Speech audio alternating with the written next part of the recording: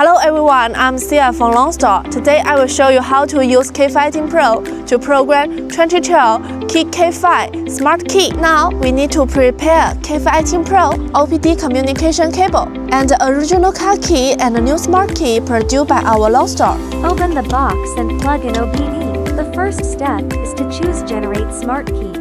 Here, K5. According to the original car key, select the first menu. Put our Lonsdor key into the card slot. Click Generation. OK. Generation successful. OK. Return to main menu. The second step is to select Demo and Remote. Here, from Vehicle, China, K5, select the menu for 2011 to 2012. Program Smart Key.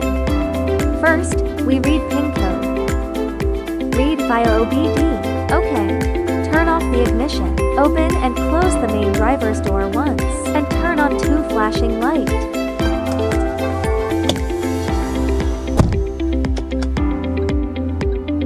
OK. PIN code read successfully. OK. Step 2. Select Program Smart Key. Press the Start button. Turn off the ignition. OK. Follow the prompts to find the sensing area. Insert the first key into the sensing area.